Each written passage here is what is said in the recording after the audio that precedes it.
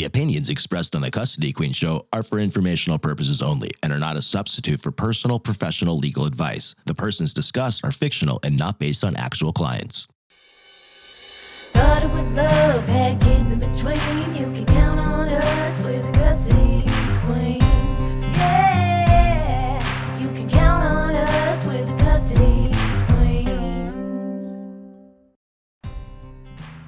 All right, everyone, welcome back to the Custody Queens Show. I'm Sam McBride. I'm here with Kristen Holstrom, and we have a very, very special guest, Oded Gelfer. Thank you so much for coming. We are so excited. Today, we are going to talk about polygraphs, so lie detector tests. And Oded is a global polygrapher, so I am super excited about this episode. I have tons of questions, and I don't know if I want to actually have a test administered because I don't want to be too far in the hot seat, but I'm excited. Better you than me, Sam. All right. Before we get into today's episode, I think it is about time for us to pull back out our trusty CQ book and ask some random questions, okay? All right. All right, so I'm going to pull a question for Kristen first. Okay. Okay, ready, Kristen? Have you ever quit your job? If so, why? That is a good one. Yes. I think I've quit 2 jobs in my life, and one of them was I worked at Juice Stop in high school, and I had to quit because I was moving to Florida for college, so that was kind of an easy one. And believe it or not, you know, anyone listening to us knows that I've worked for my father, Dane Holstrom, for, I don't know, I graduated college in 2003, so do the math. A very long time. And there was a point where Dane and I were at an impasse with, what I thought that I should have been paid in my early 20s. And, I think he had some more expectations of me. And I think I had asked for a raise, and he told me no. And so I quit. And I actually went and got a job in sales, and I think I made 3 times what Dane was paying me at the time. And I actually did that for several years before Dane begged me to come back. So, but yes, he will tell you that he has fired me. I will tell you that I quit. You know, we can agree to disagree. That's great. How about you, Oded? Well, I resigned after many years in the government service. I took a job in a non-profit organization. At some point, I felt that I need to do something else, something more, and explore the private sector more. So I went out, gave my resignation, and became an entrepreneur. And I have also a tech company that I'm actually in the startup business. That's awesome. That's awesome. And I think that is a pretty common reason for people to change jobs is as you get older and more mature, what that job was doing for you may not have been fulfilling your passion or your desire or your financial needs. So I don't think there's anything wrong with quitting a job, is you just got to have a plan. Absolutely. All right, Kristen. Sam, you didn't let me know if you've ever quit a job, but it better not be coming soon. I'm really bad at quitting. I've been at this job for a million years now, so I would never do that. I've never done that, no. Yeah, I told Sam she'll be with me until the end. All right, Oded, let me find a good one for you. Okay, I'm in the hot seat. Exactly. All right, this is actually a good one. Do you have a kind of unspecial talent that you're really good at? Unspecial talent. Well, you should ask my wife about that, but yeah, she probably knows better than I am. But I think that I'm good at reading people, and that's something that I think I'm good at. I'm always surprised that when I make mistakes, like everyone else's. You and Dane both. But I think that's something that's a pretty special talent. That's a special talent. And for being a global polygrapher, I would think that you would have to read people fairly well. Yes, but it actually puts me in trouble because you read people one way and sometimes you get surprised by the charts a different way. So you have to be non-biased when you administer a lie detector test. So sometimes it's a good thing, but sometimes it's not. So it gets me in trouble sometimes, especially with my kids and their boyfriend or girlfriends and some other things like that. Really Sidetrack that. Oh, I have a sidetrack question really quick because I know that all the listeners are thinking like me right now. Have you ever administered a polygraph to one of your kids' boyfriends or girlfriends? I always threaten them that I will administer a lie detector test for them. So I keep it as a deterrence for now. Well, when my daughter starts dating, I will keep your number in my favorites. That is fabulous. Sam, you have many unspecial talents, but give us a good one. Sleeping. I could sleep anywhere, anytime. I could race someone to sleep. Yeah, my unspecial talent is being able to open 30 Amazon boxes within 5 minutes, hide all of the evidence around on the side of my house, and take the 30 boxes and put it into one box of everything that I came in, and do all of this before my husband notices the notification on the ring. I think your unspecial talent is every time there is a holiday event, school thing, someone's baby shower, you can like overnight have cupcakes, balloons, gifts, party bags for every kid involved. I think that's your unspecial talent. Well, I appreciate that. That is a pretty good one too. So, all right, Sam, did I ask you one? Yeah. Okay. All right, let's see here. What do you think all kindergarten students should learn? Oh, what do I think all kindergarten students should learn? That you should really enjoy recess because it goes away. That is a good one. Oded? How to clean up their rooms by themselves, probably. Without being told? Without being told. Very good. I have one word, kindness. I think like it. that out of all of the things that we teach our 5 and 6 year olds, kindness. It's just something that is taught in the house. It should be taught at a very, very young age, and it will only grow and evolve if we start it young. All right, now let's get into the good stuff with Oded. All right, Sam, I'll let you take it first. Wow, where do I even start? Okay, so how long have you been doing this? So I became a lie detector examiner in 2004. 2004? Yes, and been administering lie detector tests ever since. So I'm assuming you have quite a few crazy stories. I have gathered a few throughout the years. Not all of them we can tell here, but Can you tell me one? one crazy story, at least. It's a very funny one. Someone came and said, "Listen, Oded, my relationship is on the line, but because my wife claims that I intentionally put the soap in the shower after she cleaned it up." And I thought he was joking at the beginning and said, "Listen, it's a very serious matter because she threatens to leave me because that is, you're gonna save my marriage." So we administered the test. And he was found truthful, and I hope they live happily ever after. I'm not very optimistic about that, really. But at least he proved to be truthful about that. That is very interesting. I think that out of all the problems that people go through, the soap dish, putting soap after is probably very minimal, but I know that there's things that my husband does that drives me crazy that I would actually probably love for you to come over. Well, I'm not sure. I'm just kidding. And my husband's definitely listening to this show, so don't worry, Jeremy. I'll keep Oded to the professional manners. So how accurate are polygraph tests? So a lie detector test is actually very accurate, and nothing is 100%, but all studies show that if administered correctly by a professional, it's usually over 90% accurate and about 2% false, which means highly, highly accurate. Wow, and if you can kind of explain a little bit, when you're looking at a test or you're reading a test that you've administered, how do you determine whether someone's lied? Throughout the test procedure, you gather a lot of data, and the data being analyzed at the end. And at the end of the day, the examinee knows whether or not he's lying to a specific question.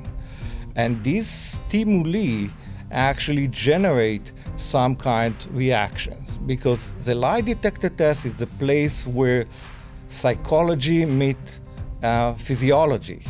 And when you put some kind of an input on the psychology side and you expect to have a response, and once you don't get that response, at least you assume based on strict protocols and procedures that actually a person is telling the truth and not deceptive. So no matter what you say, your body is going to tell on Your you. body is going to tell the truth, okay? Or at least, especially on a lie detector test, he's going to react if you are deceptive, okay? Whoever familiar with the fight or flight concept and the ability of the body to identify, of the mind to identify danger and to react to danger. And people lie because the truth is dangerous to them.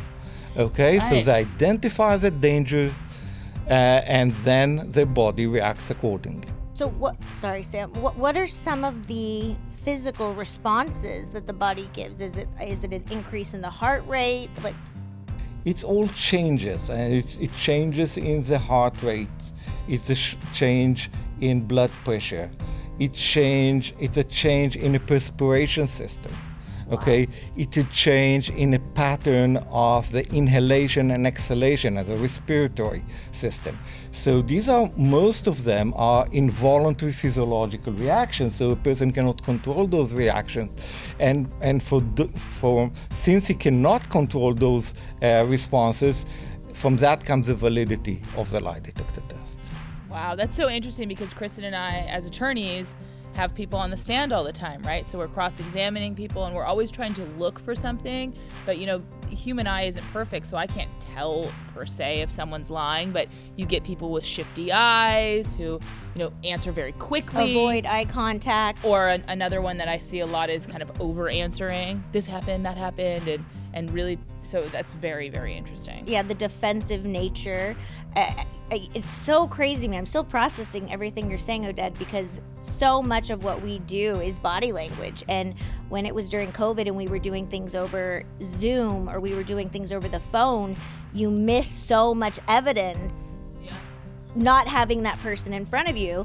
But it's like a whole nother level when you're telling me that my perspiration, the way I inhale, the way I exhale, my heart, my pulse, this is truly scientifically crazy. Like it's pretty amazing. I've always kind of heard this, but you could fake a polygraph test. Is that just like something that floats around, a rumor, or if you do it enough times, could you maybe figure out how to trick a test?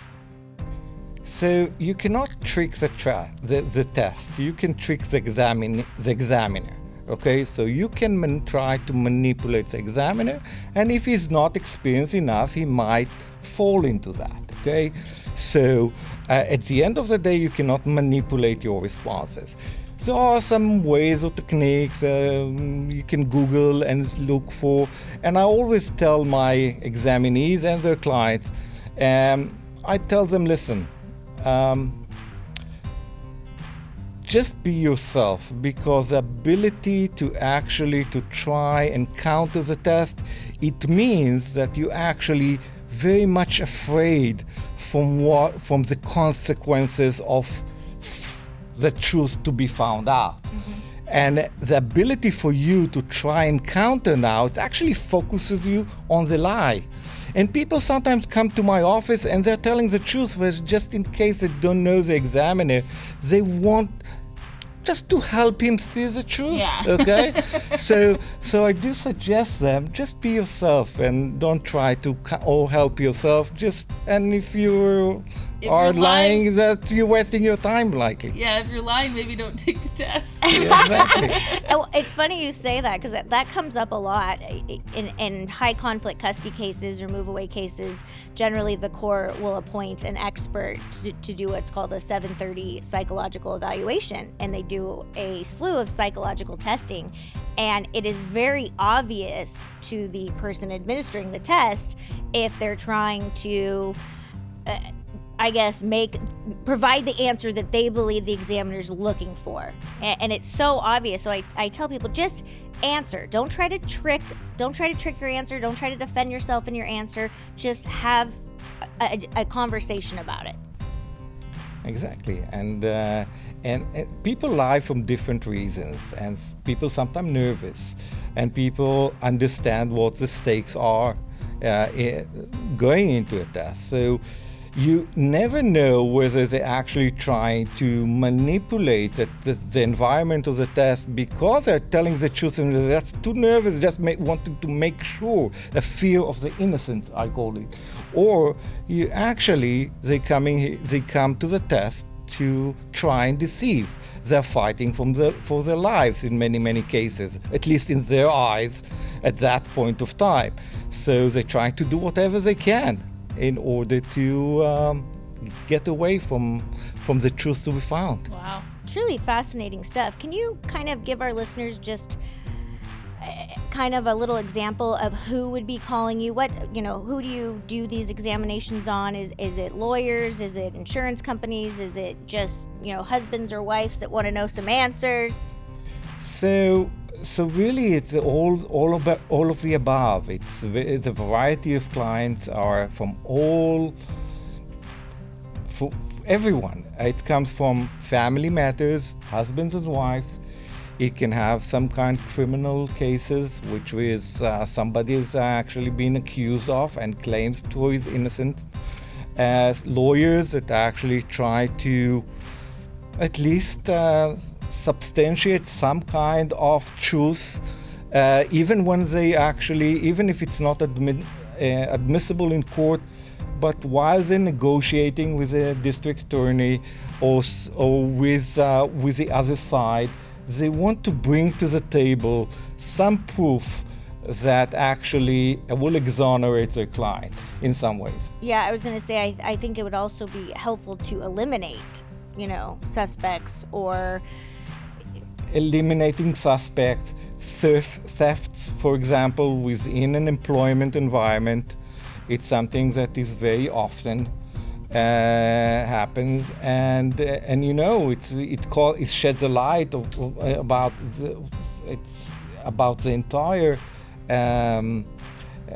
employees in that facility, for example, and it clears the atmosphere in many ways, because to live under the doubt that somebody accuses you of something that you did not do,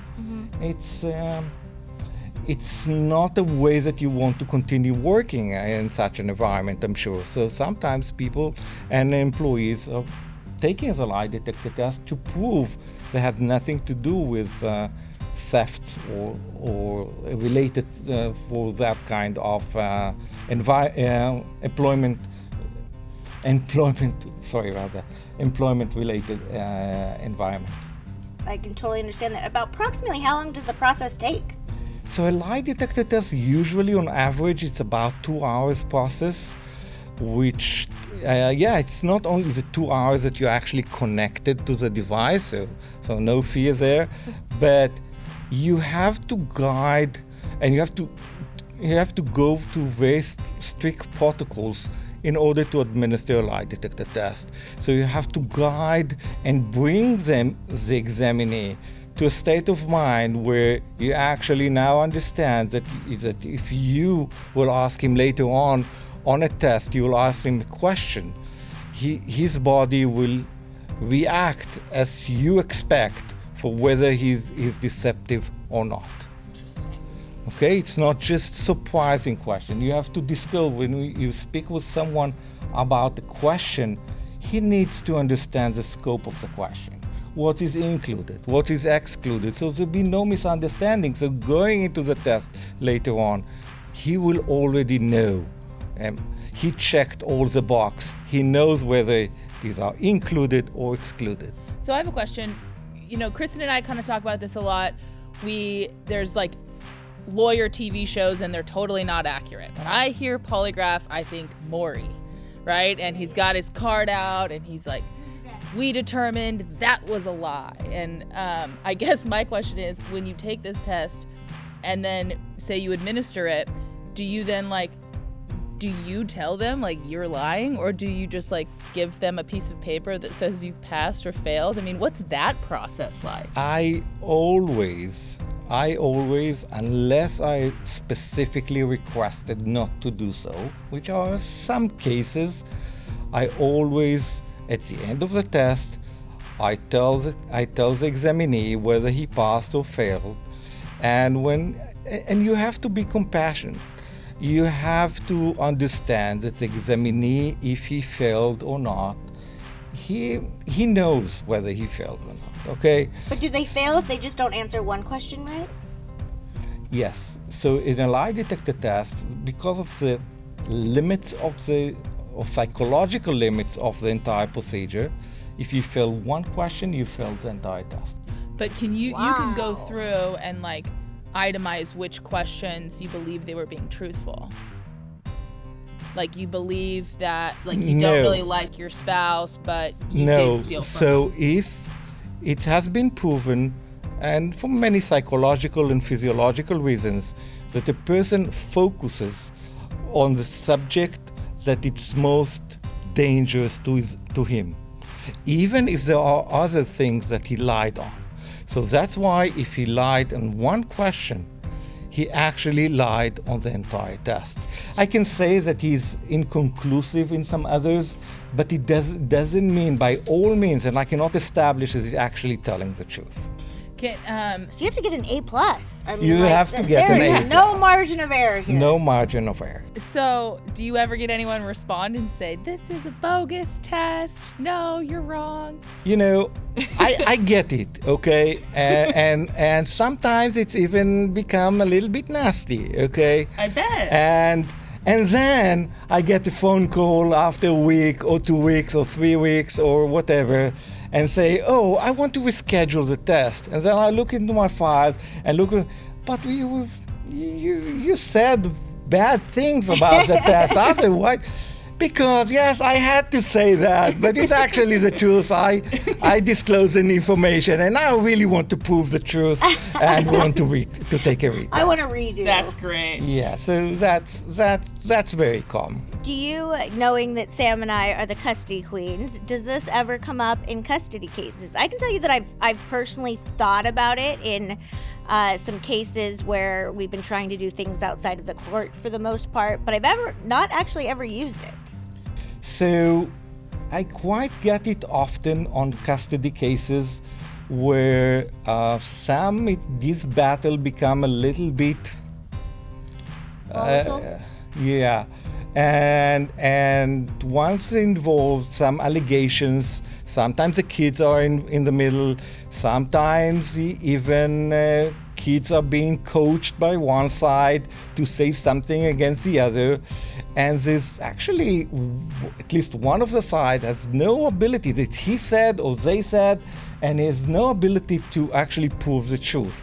In most cases that I get, it's actually the side that wants to prove the truth. Okay. Otherwise, if those allegations was substantial, and that usually will not We're probably not going to take that test. That test. Yeah. So usually, okay, what I get, it's one side that said, listen, I got some very severe accusations. They just came up now.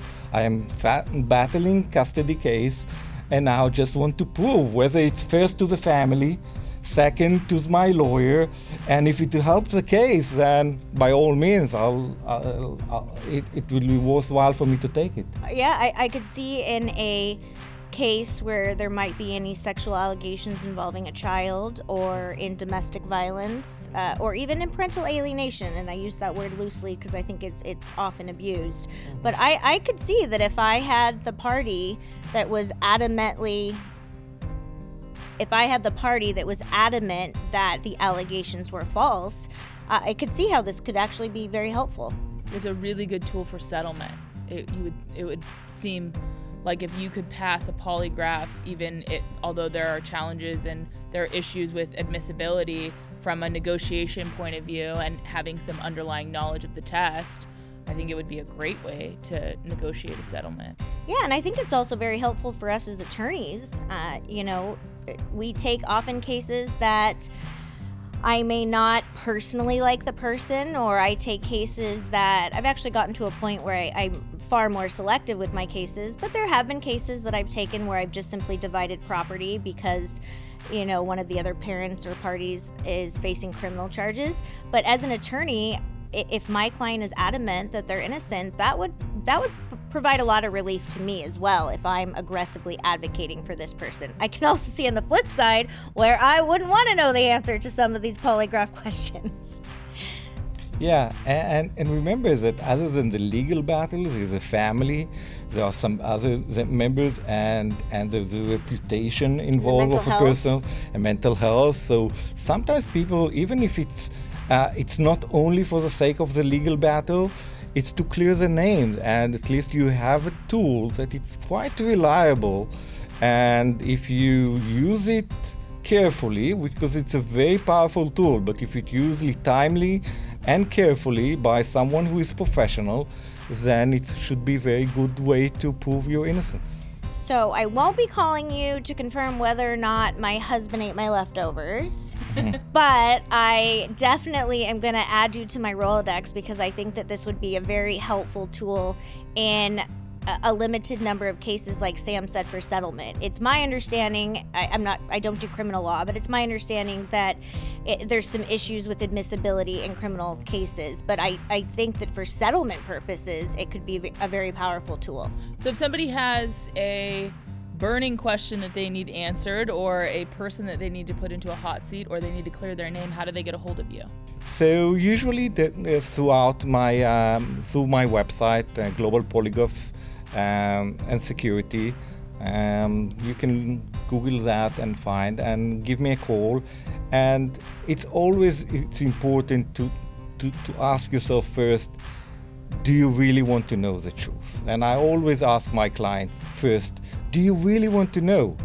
Because once you know, you have to do something about that. You can't unknow. You can't delete that. Okay, so it's very important that you will think about that, you think what's important to you, and if that is the case and we can help, then I'll be happy to administer a test. That's great. Is there a number that the listeners could get a hold of you with? Yes, the number is 424-302-2498. And if you are watching, all of this information will be provided to you on the screen. And you can always go to our social media feeds, Custody Queens on Air and Custody Queens, where we have all of the information of all of our guest speakers. And you can rewatch this show and all of our other shows on CustodyQueensOnAir.com. And Oded, I think you really kind of summed up the whole show. Do you really want to know? Isn't that one of life's biggest questions? Yeah, I don't know that I always want to know. I definitely don't always want to know. But Oded, thank you for joining us today. This is such an interesting topic. My brain is still processing. And I will make sure that Sam and I have your information and disseminate it to the other 20 plus attorneys that we have in our office. And for anyone listening, that is Oded Gelfer with Global Polygraph. And we will have all of the information provided, like I said, on our social media feeds. And when you watch this, it'll be provided on the screen. So thank you, everybody, for joining us this Saturday and every Saturday at 8:30 a.m. on Go Country 105. And remember, let love rule.